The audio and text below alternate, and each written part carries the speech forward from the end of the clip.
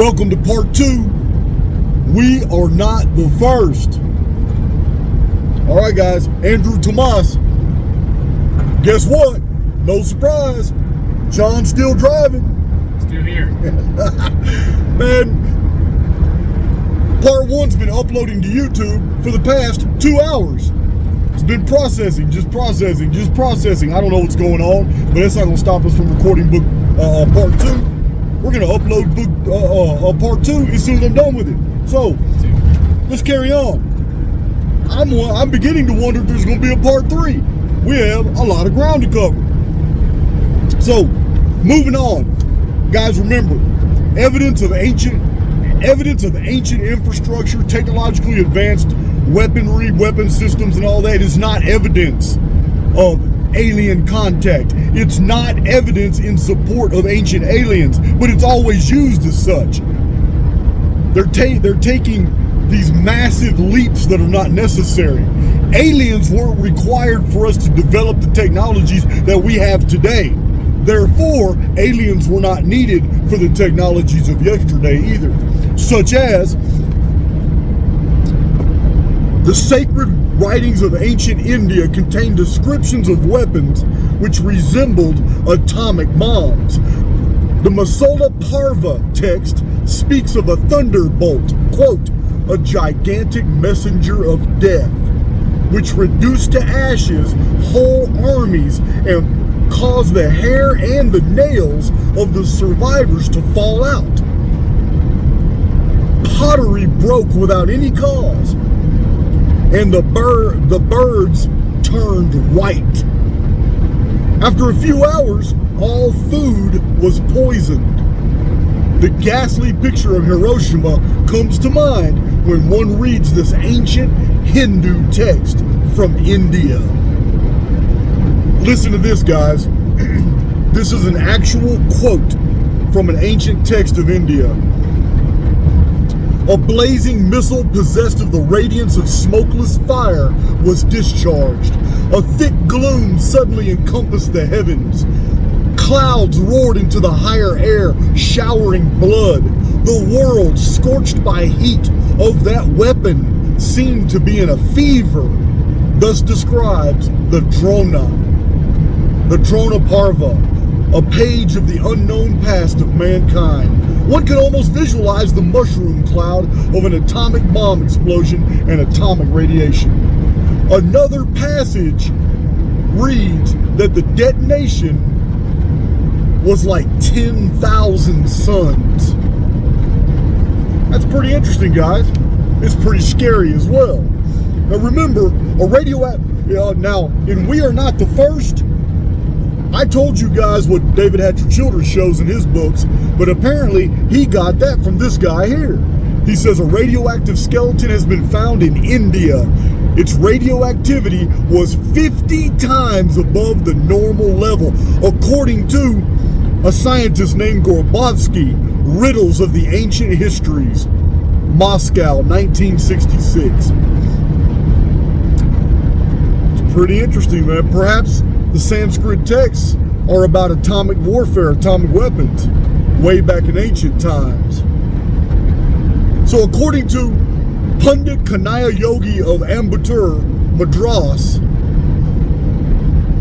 who the author of this book met in India in 1966, Andrew Tomas went to India and met this guy, who told him that the original time measurement of the Brahmins was sexagesimal. We're getting into the Archaix data now. The original ancient Indian calendar was sexagesimal. And he quoted the Britha Saktaki and other Sanskrit sources. So, in ancient times, the day was divided into 60 kala, each equal to 24 minutes, subdivided into 60 vakala, which is equivalent to 24 seconds. So we have here, I've never seen this before, but we have here an admission that the oldest Hindu concept of the recording of time was by the sexagesimal system, which I've already showed you guys in my Archaix material that the Thurva Veda, all the ancient yugas, they were all predicated on the 360-day year, which is a part of the sexagesimal system. It is 60 days times 6 for 360. Same as the Babylonian, Akkadian, Rashamrit, Ugaritic, ancient Egyptian, ancient Roman, ancient Greek, the entire world, the Quiche, the Olmec, the Maya, everybody across the board in the ancient world only knew a 360-day calendar, and they observed the sexagesimal system. And here it is, for the first time, JasonArchaix found evidence that it has been known from Sanskrit records that ancient India also employed the sexagesimal system. Why is this important, guys? It's important because I have showed you time and time again in charts, published book, articles, and in videos that the 432,000 shars of the ancient Babylonian calendar describing the Sumerian history from the appearance of Enki and the gods to the great flood that destroyed mankind was 432,000 units of time.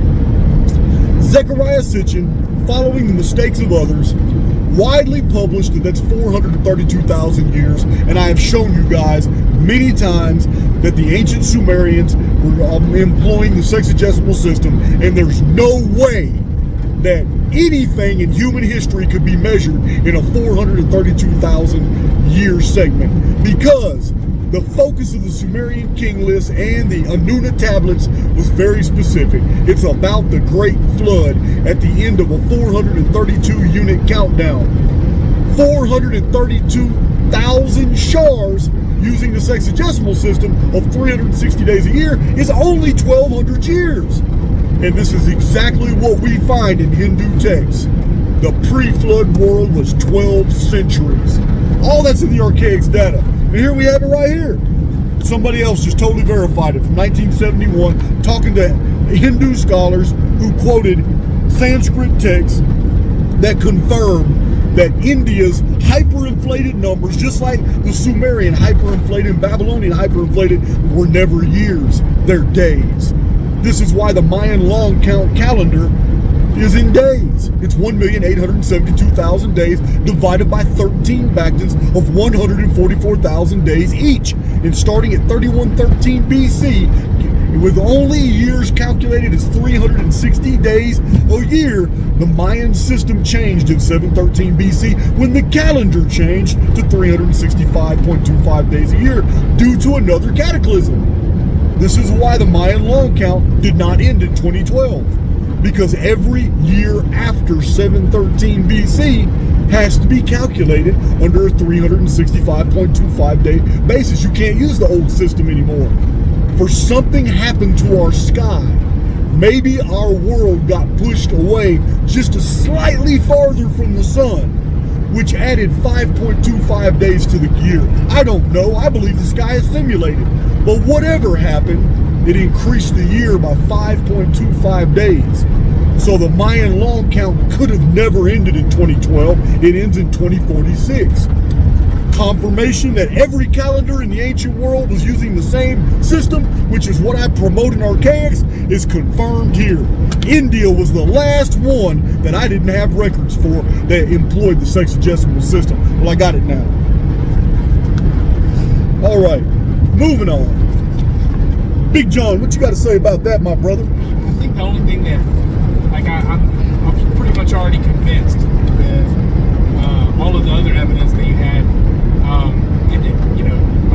It just kind of confirms it, more. Yeah, it's compelling. But, something that kind of stuck out for me right then, and that little rant that you had going on there, was when the year changed from 360 days, 365.25 days. You said something about, like, you believe that the sky is simulated, that you don't know exactly what it was that happened, but do we we know when it happened? Yeah, we know the exact date. You know the exact date? We know the exact date. And was it like a Phoenix event? No, it wasn't Phoenix. It was something else. Oh, okay. Yeah. Okay. The That's Mayan, why it stuck out. I was like, no because event. I've been going through all these Phoenix videos, so like Yeah, well, no event. Dude, hey, that's a good question. No, it wasn't a Phoenix phenomenon event. Not one single episode of the 13 Bactans of the Mayan long count have anything to do with Phoenix. There are no Phoenix episodes anywhere in the entire Mayan calendar. If there would have been, maybe somebody else would have discovered the Phoenix phenomenon long before I did. But there are none. It has nothing to do with that. It's a totally different protocol. So moving on. Oh, but my Archaix veterans already know it doesn't have anything to do with Phoenix, but it has everything to do with the Nemesis X Object. You guys know 792-year orbit of the Nemesis X Object is 2046. Oh, so it's 2046 is whenever the Mayan. Yeah, Mayan long count. Yeah, that's when it actually. Yeah, I have whole videos explaining how the Nemesis X Object fulfills Mayan prophecy. Everything in the Book of Revelation after the sixth seal is fulfilled in 2046 with the return of the Nemesis X Object. And in Revelation it says 200 million demons will come up from the deep and attack humanity. And they got human faces, but they got insect armor, chitinous armor, and they got powerful weapons and armor and all that. And it talks about the day, the sun, the moon, the light, the stars. Everything's going to be reduced by a third, which means time is going to collapse, which is exactly what the Mayans say. They say at the end of the 13th Bactan, the 13 heavens will collapse. And an army of demons will invade and time will collapse, which is exactly what we find in the Book of Revelation. In the Book of Revelation, time collapses because the day, the night, the sun, the moon, and the stars, this is every mechanism by which we measure time. All 5 of them are mentioned in the Book of Revelation to be reduced by a third, which means that only 66.6% of the daytime will be seen. The year will be reduced to 66.6% because you're removing 1/3. The year becomes 243 days, and each individual day becomes 16 hours. So the end of the Mayan long count is fulfilled in the Book of Revelation, which is the return of the Nemesis X Object, which is the beginning of what we know of as the quickening. It is a period of time when God himself deems that conditions have become so bad that he's increasing the speeding up of time so that more people can survive that short period of time. Got it? Yeah. That's I'm glad you asked that, because I got a lot of new people that don't know about those videos. All those were in prior videos. Everything I just mentioned is a lot of my earlier videos.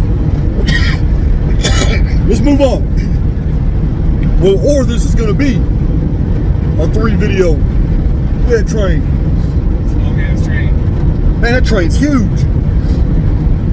They doubled up the boxcars all the way down it. Oh yeah, those are complexes. Yeah. All right. So, moving on. We are not the first. Serious scientists are beginning to pay attention to the influence of forces in space upon phenomena on Earth. In his Mysteries of the Universe, William Corliss, remember, William Corliss is one of my favorite writers. He is the Source Book Project. His books are being censored. They're hard to find. If you can get any copies, I will pay you for them. I need the Source Book Project. I read them all in prison. Then I passed them on, not knowing that they would end up not being published anymore. They're full of all these mysteries. So, Mysteries of the Universe. William Corliss writes, stranger still is the observation that sunspot maxima are roughly synchronized with the French Revolution and then the Russian revolutions. They are also synchronized with both World War I and World War II, and then the Korean conflict. If there is some small truth in astrology, the thing to do is to explain this truth in scientific terms and strip away all pretense. So what he's saying is William Corliss is citing data, because that's all he did. I adopted my model in the Archaix research after William Corliss. A lot of you guys don't know that. William Corliss provides so many data points, he can build data sets to show you guys things. This is how I learned. This is how I conduct our Archaix research. So, William Corliss found so much data that he was able to say that only when the sunspot activity is at its maximum do we find the American Revolution, the French Revolution, then we find the Russian Revolution, then we find World War I, sunspot activity increases, then we have World War II, sunspot activity increases, then we have the Korean War. This is a pattern. All these data points established each individual event. Put all the data points together, you have a data set. What Andrew Thomas is saying is that we need scientists to look at this information more, not these non-scientific individuals who are putting these patterns together and showing, hey man, you guys need to look at this. This is major shit. But it's not going to happen. Andrew Thomas is living a dream if he thinks that scientists are actually going to look into these things. They're never going to try. They are never going to try and find a scientific basis for astrology. They're not going to. Continuing on, according to Soviet astronomer R.P. Romanchuk, to so-called squares and conjunctions in astrology, they have a scientific basis. It is the positions of the Sun, Jupiter, and Saturn that determine sunspot activity, he says, basing his conclusion on a chart that he drafted from his research.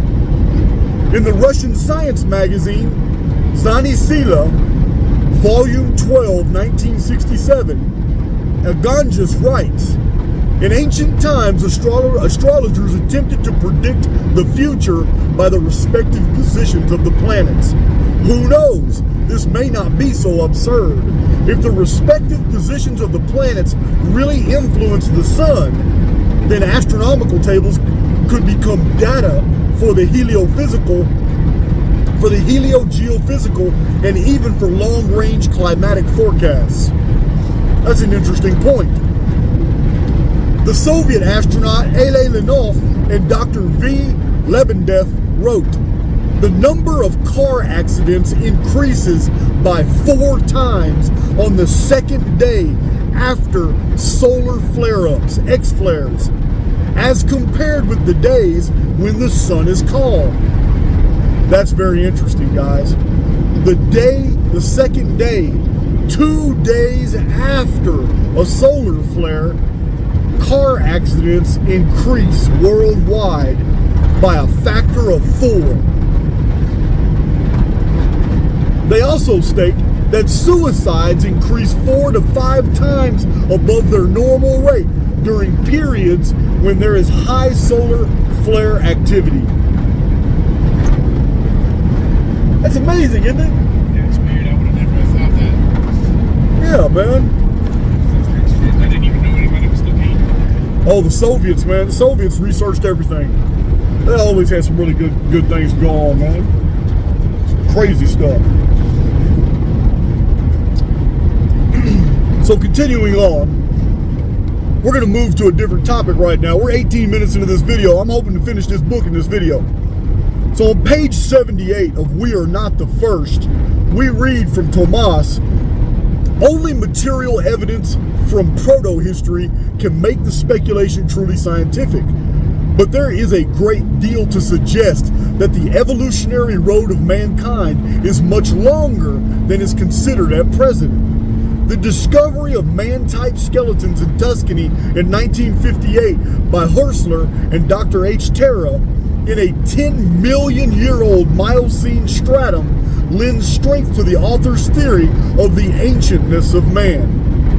Or has our growth been accelerated by another galactic civilization, millions of years older than our own? Maybe we are property, mused Charles Fort, property of a cosmic super civilization breeding gods out of monkeys. Now, the reason I wanted to bring this to your attention, remember this is written in 1971, and remember, according to Thomas, by his education as a uniformitarian, he never saw that there was a third alternative. He never saw that it's just too hard to find evidence of an extraterrestrial civilization in the ancient past that left all this evidence of technology. We don't find UFOs. We find technologically advanced artifacts. We don't find traditions of shuttles and drop ships and all that.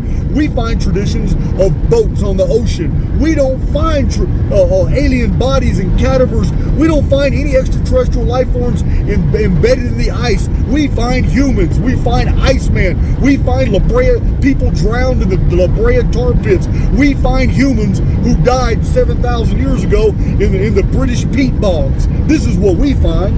We find everything of human provenance.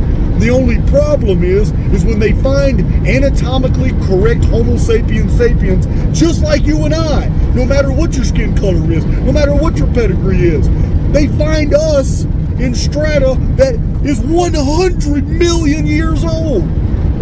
So Tomas, he can't see past the uniformitarian indoctrination when the easy answer is before you. It ain't aliens. It ain't aliens at all. It's the rock strata itself has been misdated, and this is why it's a mystery to science. This is why there's an iron hammer embedded in solid rock in Glen Rose, Texas. This is why hundreds of human fossils have been found embedded in hundreds of millions of year old rock strata. It's because the rock strata isn't that old. We already know now that once we have an alluvial area that passes and drains out, that alluvium solidifies because it's got lime composites in it. It's very easy for a land surface to go hard as stone after an ocean was on top of it for 200 or 300 years. It's easy. It happens all the time. All the time. I just wanted to bring those to your attention. This is the poison of uniformitarianism. It makes you invent other scenarios that are improbable to cover up the fact that you created an anachronism. An anachronism is something that has been misdated. Simple as that. Those silver bells with iron inlay that were found in Iowa and all that at a depth of 200 feet under the ground. The Nampa figurine that was found in Nampa, Idaho at 600-foot depth. The artifacts that were pulled up 2 miles below the surface of Heavener, Oklahoma. Do you really think that those are hundreds of millions of years old because they're that deep? No, they're recent. Catastrophism answers for all the anomalies. Great destruction. Look at the tsunami that just happened to Japan in 2014. Wasn't it 2014? I'm not sure the exact year. But look what happened in 1896. None of us were alive, but we have the access, we have the data.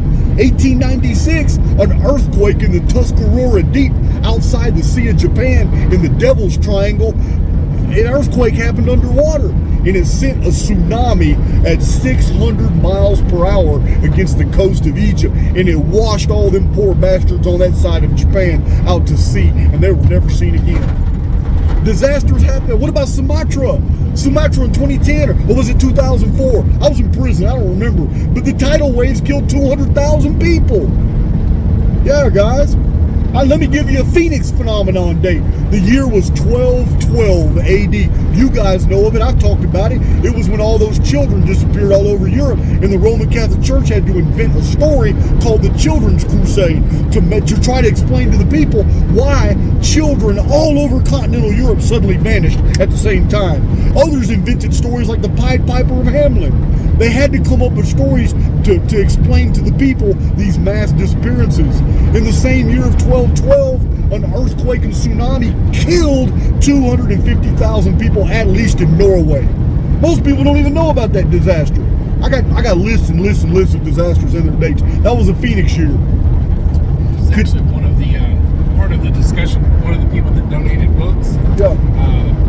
We were talking to them, and he was saying that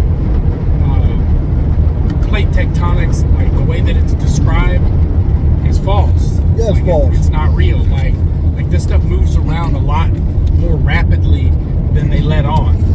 And that would, I guess, explain some of this stuff. Why things are so deep, because the stuff is moving all around. Oh, I agree. It's Davis Island. Davis Island is a perfect example. Davis Island was populated. It's off the coast of South America. Had a whole bunch of people on it. It had been in the navigation charts for a while. As a matter of fact, ship captains were always looked out for Davis Island because it gave them an exact idea of their bearings, where they were. Davis Island's not on modern maps today because it vanished.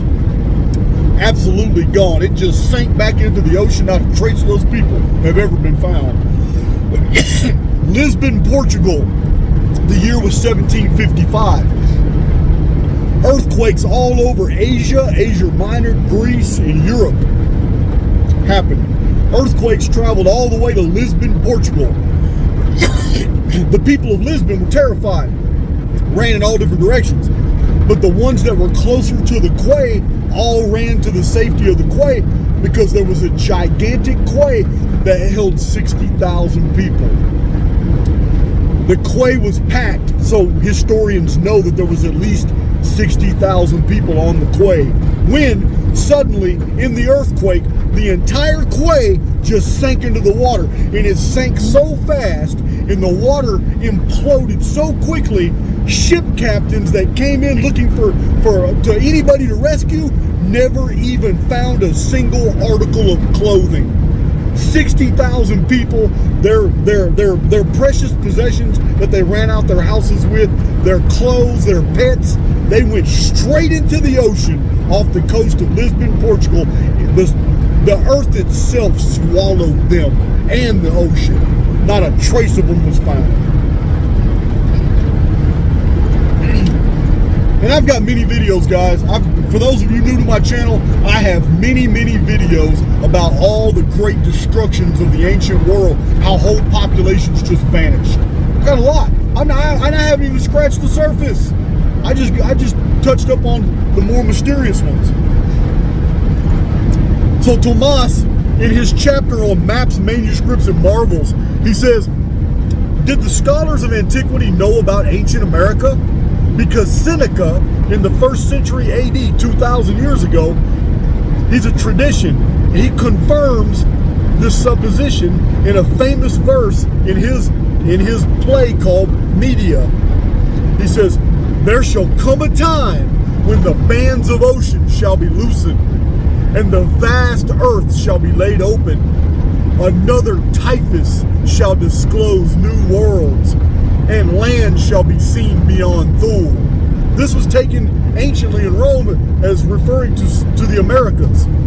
But what's really interesting here, what gets me, is the mentioning another typhus shall disclose new worlds. Okay, Archaix veterans, I know you remember typhus and typhon are interchangeable. Typhon is the fiend. Fiend is Fink. Phoenix is House of Fink. Phoenix and Typhon are the exact same. This is not a leap. All the ancient writers associated Typhon and Phoenix as being two different names for the same phenomenon. It says, another typhus shall disclose new worlds. What did Mother Shipton say in her famous Yorkshire prophecy? She said that the dragon will come back, and when it does, a century after a world war. That's what she said. In 1 century after a world war, the dragon will come back, and oceans will slip their basins, and the world will tilt, and the receding water will expose new lands for mankind's new dynasties, because the world's going to be reset by the Phoenix phenomenon, and we're going to build the next continents on former ocean beds. This is what Mother Shipton said. This is also in this 2,000-year-old prophecy right here. Another typhus shall disclose new worlds, and lands shall be seen beyond Thule. Here you go, guys.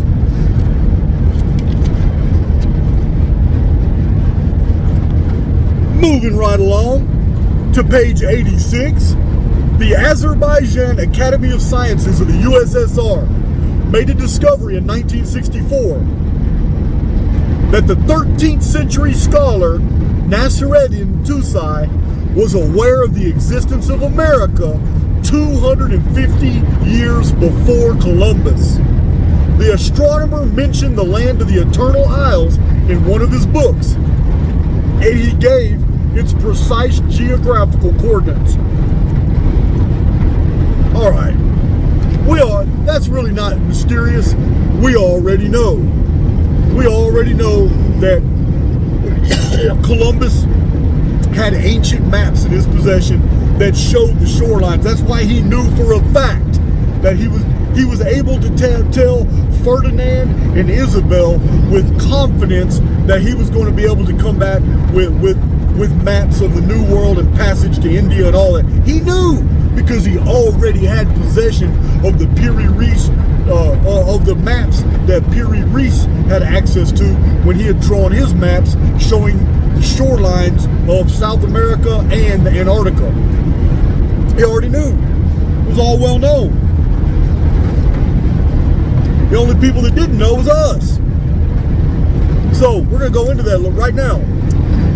Antarctica was discovered in the 19th century, and its charting is still going on. Oddly, the ancient map of Piri Reis shows Antarctica stretching right under Africa, completely free of polar ice, and even indicates the altitudes of the mountains which are today under glaciers, and whose height, in many cases, has only now been measured. Until the International Geophysical Year probes, we knew almost nothing about these mountain ridges sealed under ice. Guys, do you understand the implications of what's being said here in a 1971 book? The man is saying that scientists acknowledge that we have credible maps from the 14th and 15th century that show Antarctica absolutely free of ice. The rivers, the deltas, the tributaries, and even the mountains, with even the altitudes of the mountains marked on the maps. Why is this relevant, guys? It's relevant because you got people like Graham Hancock telling you that 9,500 BC was the Younger Dryas period, and it was an ice age, and it's been covered in ice since then, ever since his bogus theory about Atlantis being that old as well. That's why it's relative, that's why it's important. These maps prove that the Phoenix phenomenon is absolutely real. The day the sky fell, the world froze. When we lost that atmospheric pressure and that sudden increase in humidity at the poles, that water had nowhere to go in the vapor canopy but snow on the North Pole, the South Pole, covered in 2-mile thick ice caps. It probably formed in a 60, 70 year period. The poles were flash frozen. That's why we have the Miocene megafauna all flash frozen in the hundreds of millions. Yeah, that's why we have all these animals that were flash frozen. That's why today in Siberia, the locals are still pulling fresh meat, flash frozen in the tundra, in the permafrost, thawing it out and feeding it to their sled dogs. Don't believe me? Do your homework. So, on that note, you told me this, I think the day before yesterday, we were talking about this exact thing, and in the back of my head, I was going, come on, man. Ain't no way. I looked it up, man. Did you? Yeah, I did. Yeah. Yeah, that's real stuff. Guys, you gotta understand John, man. John's my best friend. He's my best friend. Been knowing him 12 years, met him in the joint, but I'm gonna tell you now. He and I are not on the same page on a lot of stuff because we've had access to different data. As simple as that. We argue all the time, but these argues are fruitful. He also keeps me balanced, because sometimes I wear that tinfoil hat just a little too tight. So let's continue on, guys. Remember, Ice Age theory is bullshit. All that's it was necessary to create the lie to explain all these frozen megafauna. But we don't need that lie anymore. We know how they got froze. They flash froze when the vapor canopy collapsed. It was a part of the Phoenix phenomenon. And we know the vapor canopy almost came back 552 years later in 1687 BC. Remember I told you in the first video about the Egyptian Second Intermediate Period. Yeah, that's what the Egyptologists call it because they don't want to admit that it's the same intermediate period that happened to the whole world. The whole world was destroyed. This is the subject matter of W.J. Berry's book, Children of the Sun. 551 pages. Every single Bronze Age civilization collapsed at the same time. Vapor canopy almost came back. And here's what's really interesting. 1687 BC started a 25-year darkness. Vapor canopy came back. 25-year darkness. But it has to happen to the whole world, not just the Mediterranean. But that's really interesting because I've already showed you the sources in Archaix data and in my published books where on the other side of the world, the ancient Andean chronologies assert that there was a 25-year darkness where many people died of famine. The same 25-year darkness on both hemispheres was a return of a vapor canopy that soon collapsed. But what would have that done? It would have put ice at the extremities, and then it would have thawed out, allowing people to draw maps. That's what it would have done. Then what happened? The ice returned because that vapor canopy collapsed. So what happens? Now we go to 522 AD. What happened in 522 AD? Guys, I got many videos about our modern calendar and why we have it.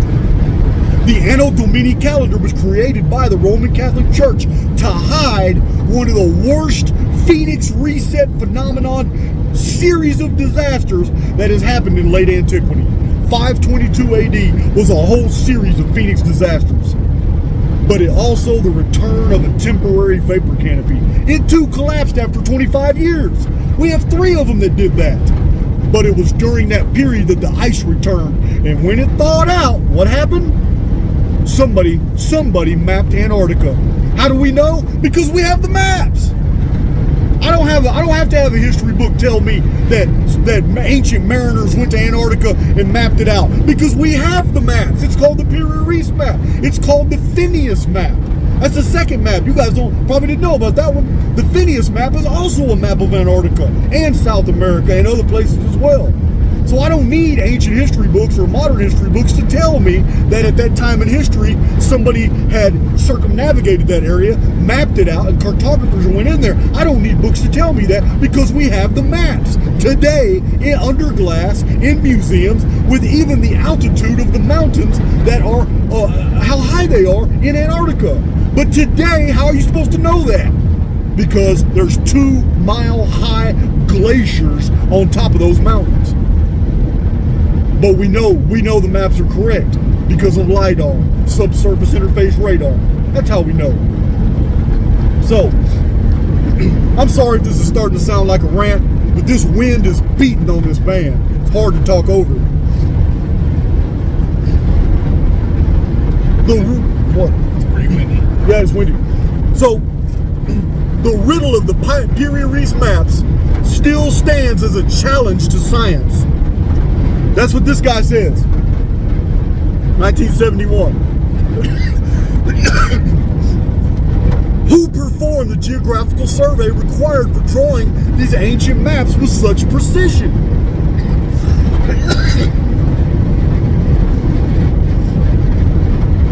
Lost my place. That's Dr. C.H. Hapgood. I have his book in my library. I showed it to you guys. Charles Hapgood. Maps of the Ancient Sea Kings and Earth's Shifting Crust. Professor Hapgood wrote, the mapping of Antarctica had actually been done when the land was ice-free. Look, man, I don't even know why I just read that. I feel stupider for even reading that. Of course it was done when the land was ice-free. So if this is true, the maps of Piri-Reis must be copies of charts thousands of years old. Arlington Mallory, the U.S. expert on cartography, adds a touch of mystery to the subject when he says, we don't know how they could map it so accurately without an aeroplane. Who said they didn't have airplanes? I've already showed you in the Archaix research that we have many, many ancient Sanskrit Hindu texts that talk about how to do pre-flight checks, how to dogfight, how to make sure a well-maintained Vimana should operate. Whole training flight manuals have been found in 3,000-year-old Sanskrit texts. The reason this guy said it in this book is because he's a uniformitarian. He believes the official version of history, which is absolutely sanitized and everything's misdated. But we have technology in the ancient past. It wasn't extraterrestrial, it was humans. Remember my mantra over and over, I'm telling you guys, it only takes us 200 years to go from horse and buggy to Hadron Collider. We don't need an effing ET to show us anything. Can I get an amen? Yeah, I don't like aliens. Yeah, man. I'm gonna buy you a t-shirt. I don't like aliens.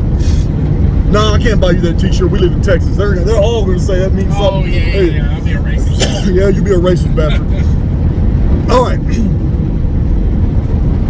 I like Charles Hapgood, but he was a uniformitarian too. Doesn't make him a bad fellow, just makes him wrong. All right. So, this is a clear indication of the antiquity of the data from which the Pyrenees drew his charts. Yet another map, called Orontes Phineas, dated 1531, can be placed in the same category as that of the Turkish cartographer Piraeus. The outline of Antarctica is also displayed on this old map. It shows rivers, which implies that the South Pole was warmer in former times than it is now. Mountain ranges are likewise indicated on the map. But today, they are now covered in a thick ice cap. After having checked the Orontes Phineas map, Captain Burroughs, Chief of the United States Air Force Cartographic Section, made the following statement in the year 1961. He said, "It is our opinion that the accuracy of the cartographic features shown in the Orontes Phineas map suggests beyond a doubt that it was also compiled from accurate source maps of Antarctica itself." That's coming from Military Precision. They're claiming that the ancient maps are as military precise as the ones they had in their own possession. Then there's the map of Zeno, with the earlier date of 1380. Wow! Archaix veterans, 1380 is 138 times 10. This is the Zeno map. It is also a mystery as it shows Greenland without any ice sheet. The rivers and mountains drawn on the chart have been located in the probes of the French polar expedition of Paul-Émile Victor in 1947 through 1949. This discovery conclusively proves that the source of Zeno's map was very ancient and that the mapping of Greenland had been done in a temperate climate. Now, I'm telling you they're full of shit. They're actually trying to say in this book that these maps of the 14th, 15th, and 16th century that show an ice-free Greenland, an ice-free North Pole, like Baffin Island, different islands in the Arctic Circle, and the Antarctica ice sheet not being there and fully mapped out. They're trying to say that these maps are copies of older maps, which are copies of older maps, which are copies of older maps that go all the way back to 9,500 BC, the Younger Dryas period. This is what they're inferring here. They don't want to say it because they know it sounds so ridiculous. But that's what they're inferring, because that's their date for the Ice Age. It's ridiculous. We've seen already what happens to just books and texts and maps that we know were only a couple of thousand years old when they translated. Yeah, that's a good point. We don't have anything that old. Well, I mean, they're never as precise as the original. That's right. How are these maps so precise and they're 9,500 years old? That's right. That's a good point, John. But the other point you just made inadvertently is that we don't even have any text from 9,000 years ago. So, not even stone text. So, Yeah, man. The more you look at all this, the more it just falls apart. It just falls apart. Yeah. So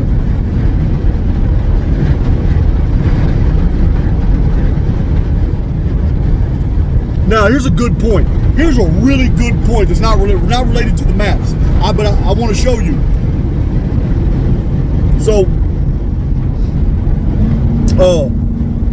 I'm not going to read it. Andrew Tomas makes a good point. He says, today, like cargo cult phenomenon, today we have the United States of America, we have Germany, we have Russia, we have Japan, we have China, India, Pakistan, Taiwan, Australia, Western nations. We've got modern technologically advanced infrastructure today. But any one of us can get in a Cessna airplane and fly to South America and crash land in the jungle and be surrounded with people that have no Western influence. We can crash land our plane in sub-Saharan Africa among the Bantu and the Watusi. Yeah, we can visit Neolithic people today. Just taking this into consideration means, remember, another one of my mantras, I'm always telling you, if something is true somewhere, then it's probably true everywhere. So what I'm saying is, we tend to look at the ancient past in a uniform way as if any individual discovery colors the whole. But Andrew Thomas just opened my eyes up to something that's very real. He didn't really open up my eyes to it because I've told you guys about it.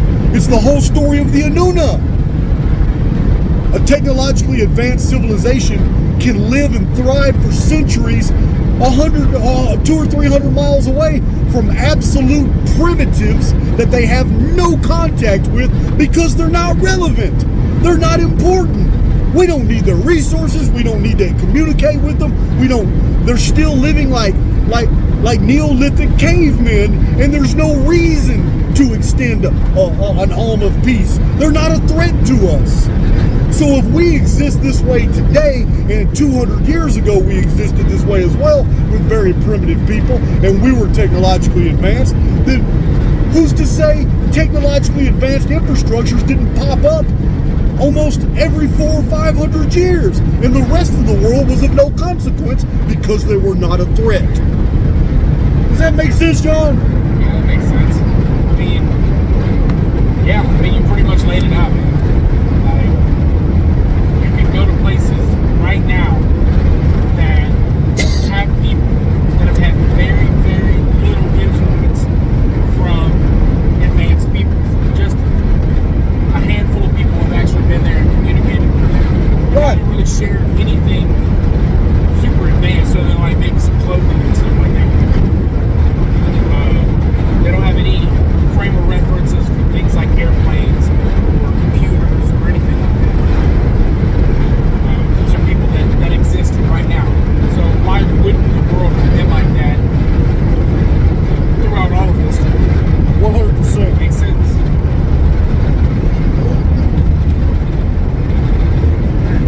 Alright, so 48 minutes into this video.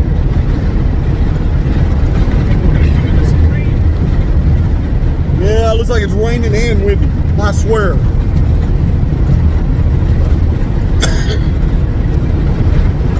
Yeah. We might skirt it, but I don't know.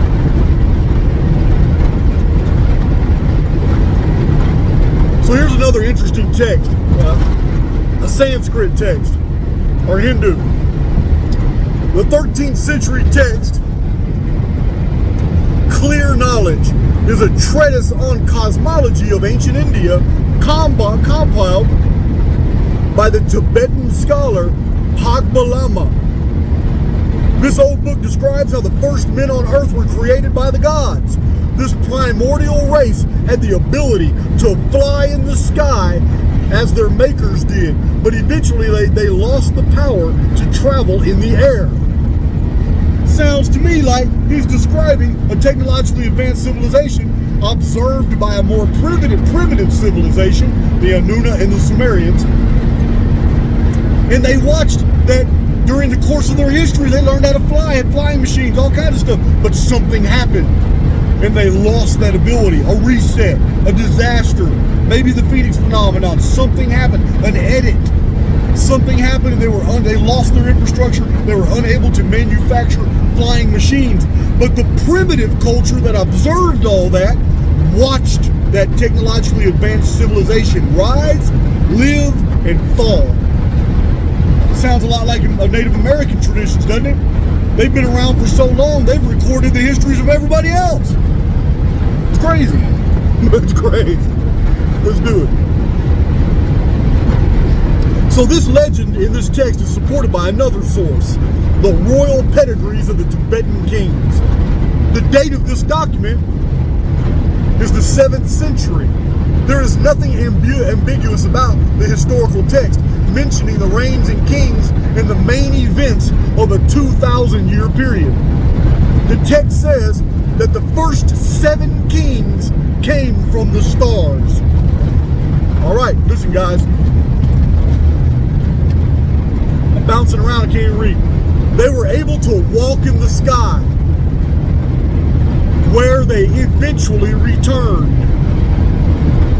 So, I have to comment on this. Here's an ancient text that infers that 7 primordial beings appeared among mankind. They were very advanced. They stayed here a while. And then when they left, they went back into the sky. This is a Tibetan manuscript that is describing ancient Indian history.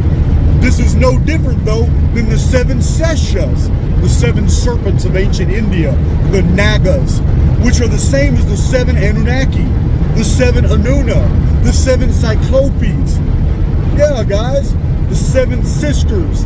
This concept goes back to a very ancient time when the 7 were born out of a primordial, what is it? I can't remember the name. A primogenitrix. This is a female creator. This is where Spider grandmother came. She gave birth to 7 giants. The original 7, they all came from the 8th, who was of the 7. And this is what the Sumerian king list says. It mentions the first one, the first ruler of Sumer, was a female named Alulim. All of them after that were males. But there was an 8th king who never got to rule, because as soon as he got on the throne, the Great Flood occurred. This is what the Sumerian king list tells us. It says that the Great Flood occurred in the 241,200th shar since the arrival of Enki to Sumer. That's what it says. Well, 241,200 shars is exactly the same number Nostradamus gives us. It's 670 years. 241,200 days divided by the sexagesimal number of 360. 241,200 divided by 360 is precisely 670 years. That's how long the 7 kings ruled on the Sumerian king list. Not the Billy Carson version. Not that get up every Saturday morning and watch cartoons version. Not the Graham Hancock BS version. Not the Zechariah Sitchin shoot yourself in the head version. No. The Archaix version is the real interpretation of the data. 241,200 shars divided by the sexagesimal 360 days of a year gives us 670 years of the rule of the 7 kings. But if you want to believe that 7 kings ruled for 250,000 years, then you can be made to believe in anything. And I am specifically inviting you to get off my channel. I only want intelligent triers of fact listening to my voice. I do not invite any type of dialogue with morons. It's just not who I am. Why are you talking to me then? I couldn't hear you. So why are you talking to me then? Oh, man. Come on now. You know what? I almost went penitentiary on you. I'm going to let you make No, you gotta save that for Archaix. Oh, I can't do it. Hey, you know what? There's about 80% of my listeners will forgive me for my institutionalized relapses, but I got trolls that would just take off with it. Know what I mean? Oh yeah, I do. Same for the Archaix TV stuff, man. Oh, Archaix TV's going off. You guys think this is a rant? I got some Archaix TV videos that are ready to upload. Yeah, I'm giving you the business. And I'm doing it cell block style. Oh, come on, man. Hell yeah, man. Yeah, I'm about to take some people down a notch. Yeah, some of these people on YouTube that have been attacking me, yeah. I'm about to give them the business. Let's see. Okay, well, we moved away from that. That was really interesting to read that. See, we're almost done with this book. Pretty close. So,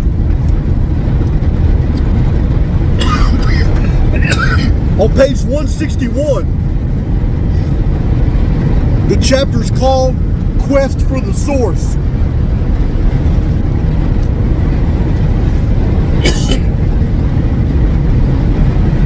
Professor Frederick Soddy, a pioneer of atomics, wrote in 1909, "The legend of the fall of man possibly may be all that has survived from such a time as before.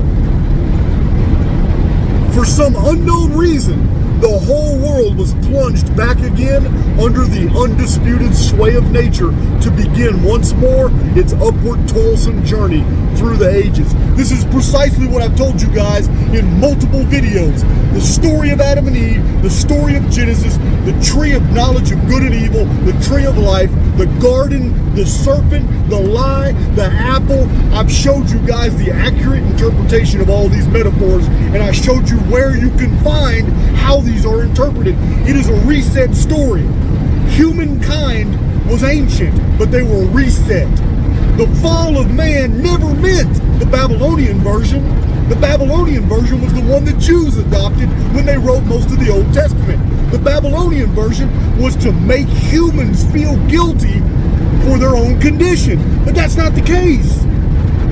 The fall of man in ancient times was the fall of man, his infrastructure, his religions, his technology, his life, his amenities, his culture. It was an absolute Phoenix reset cataclysm, and it was the worst.